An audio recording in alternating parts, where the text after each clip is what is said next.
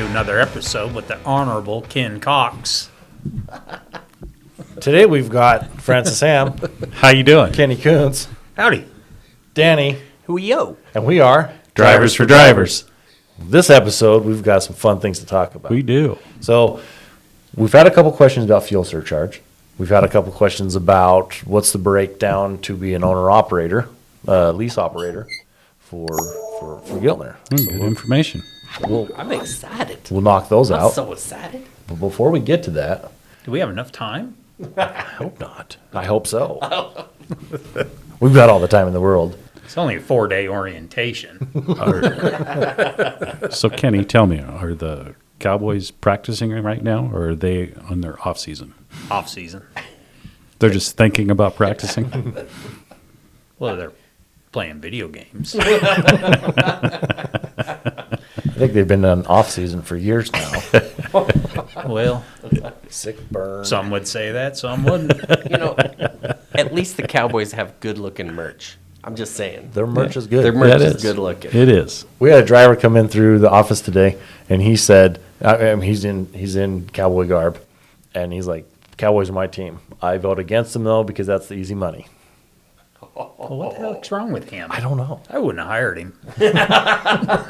Driver, I need you to come to the office, turn in your fuel card. I'm sorry. Episode 6. Already? Well, That was, This is 7. this is 8. This is 8? This is 8. Yeah. Back on Wow. episode 6, we had asked the question, what's scarier than a zombie apocalypse? Well, yeah. We got a few people that commented on that. Yeah, and I Really? agree with their assessment. Yeah. What's scarier than a zombie? What is scarier than a zombie apocalypse? My mad wife. Yes. I could imagine.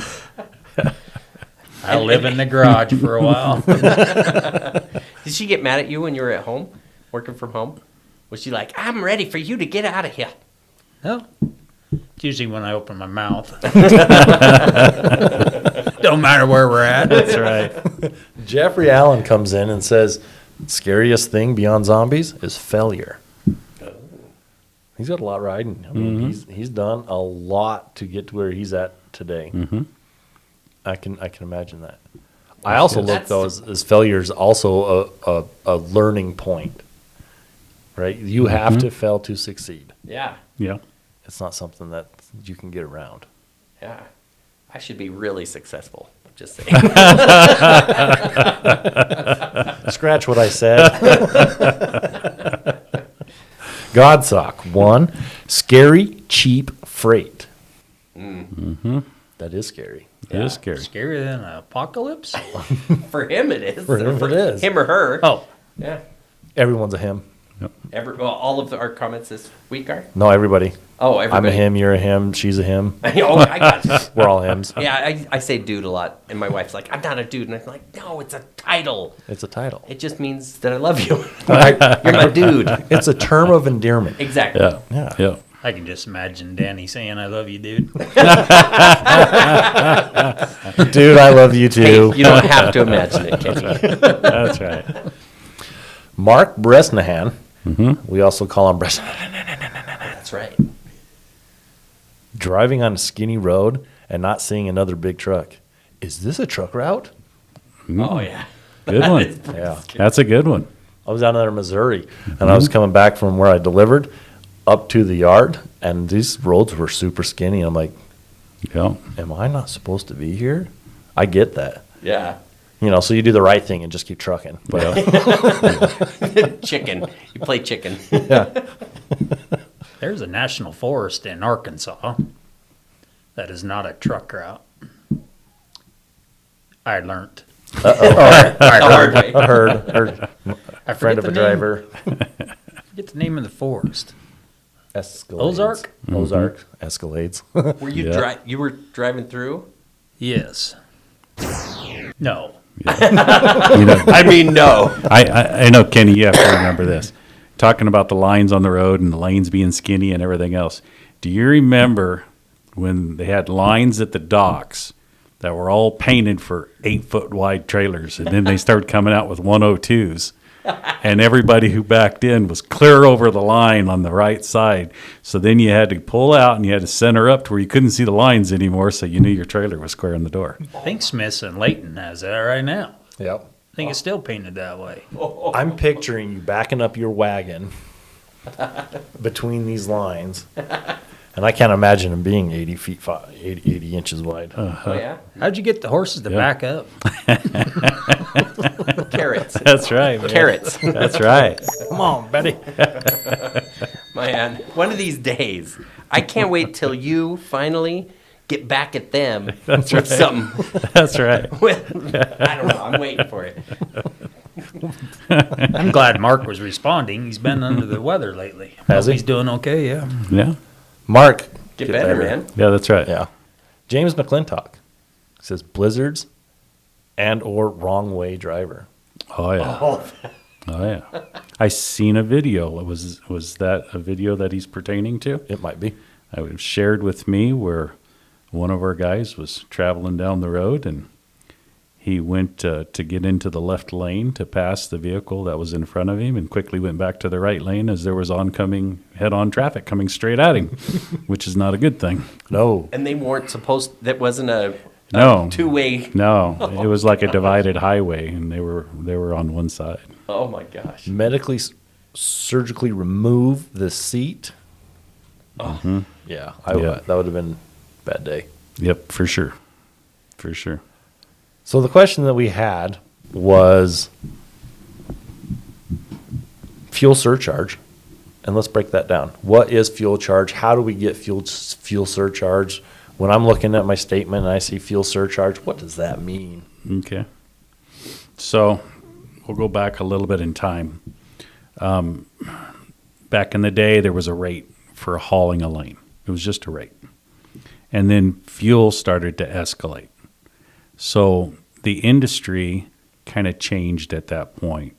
Instead of fluctuating rates all the time as fuel was going up and down in price, they came up with a fuel surcharge. Fuel surcharge table is really what it is. And it says if fuel is X amount per gallon, then they will pay a fuel surcharge of X amount, to go along with that, to subsidize the increased cost of the fuel. So from there, it's kind of changed. There's a couple different ones that they have. So some customers have a fuel surcharge table. We have a fuel surcharge table if the customer does not have one. And then you've got your regular fuel surcharge and your breakthrough fuel surcharge. So there's a several different ways of looking at it.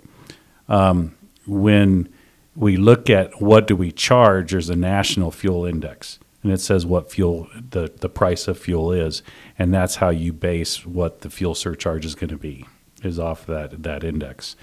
You look at breakthrough fuel, it could be where you're loading. It could be when you're delivering or where you're delivering and when you deliver, because fuel could have gone down during that time. So it's always kind of fluctuating in there. Some people go for 1 week at a time. Other customers will go for 2 weeks at a time, and then they'll adjust at that point and then use the national fuel average, for where it's at. So if you were loading, or let's say you picked up a load and it was breakthrough fuel or whatever, and you're loading in Alabama, you're in a total different part of the country with a different type of fuel table than, let's say, if you were in California. California is going to be quite high on the fuel. So it's going to be a little bit different as to where you're running and what it pays. So that's kind of what it is. So it may be, you may get, I'll just throw a number out there. Let's say it was 55 cents for fuel this week. And depending on what fuel did and where you're at, it could be 52 cents next week. So it just all depends on what the price of fuel is. Now, does every load have fuel surcharge? No, it doesn't. Most of our customer dedicated freight does have fuel surcharge tables. When we get loads from, let's say, brokers, things of that nature, they have an all-in rate. So it may be to go from point A to point B, they may have a $2,000 rate on that. So what we do, because the way our pay structure is, we'll figure out, okay, what's the fuel surcharge right now? What's it going for? And then whatever that is, we'll pull that out of that rate And that way we can compensate the owner operator for fuel surcharge, even though it's not there. And then the balance of it will go in as a rate. Oh, right on. Yeah, so we try to take care of that piece of it because we know that it is a big expense. Fuel is one of the largest expenses that our trucks have. So I think it's probably the largest expense unless you blow a motor yeah, yeah, Or hit a horse. or hit a horse. yeah. It's right there. Fuel and labor are right together. They're probably the highest expense. Did you know that? Yes. I knew this much of it.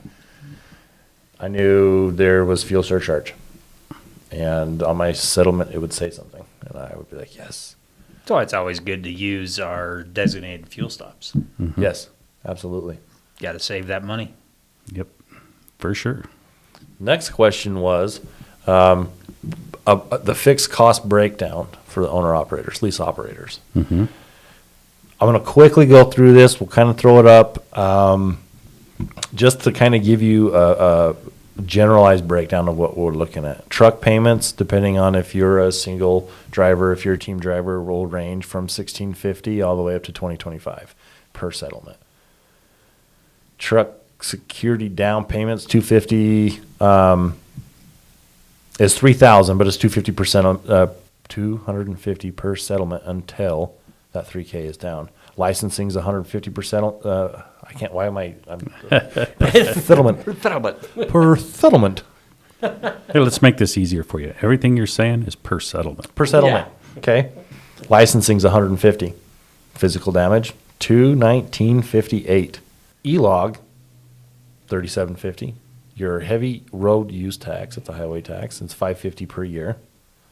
Your OCAC is $95 for solo, $190 for per team. Your bobtail's $20 per settlement. I did it right that time. Elite Pass is $10.62. Cleaning deposit of $250 on base, $325 for smoking, and $500 pet with smoking. Truck down is $250 per settlement until you get $3,000, and then maintenance is $150 up. So that maintenance escrow, you can put as much as you want in there, but $150 is a settlement is what we're gonna start you out at. Now, if you total all of that up, it comes up with a number, which I don't have. Yeah. Probably should have. Yeah, but it's true. I mean, depends on which truck they have and whether it's a single operator or if it's a team. Yep. You know? What's your fixed cost for lease operator? Throw me an email to win some swag. Okay. It's good. And if it's right, I'll get you some swag. If it's not, we will ridicule you and stutter through some words. There you go. I love it. It's a big thing when you talk about road use tax and things of that nature in some of the states and what they charge for road use tax. Oregon. Do you remember, Kenny, you and I were talking one time about this driver that doesn't hardly even run to Oregon, and he had Oregon road use tax, and we were trying to figure out one time. It was a small amount, like he traveled 10 miles in Oregon or something. We were like, what is that? It's got to be something wrong. And we finally figured out what it was. Remember that? It was the GPS up there by Weezer. Showed him in Oregon. Yep. Like the whole, more than, wow. Yeah. Yeah. Yep. No, that's right. Was never in Oregon. Yeah, never was. Yeah, kind of crazy. And then we did have one driver one time that thought fuel was going to be cheaper in Ontario, and he delivered in Boise.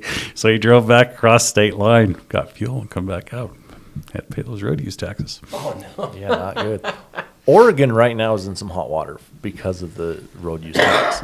There are some people getting together to talk to the state of Oregon about that. There's more to come. Yep, that's all right.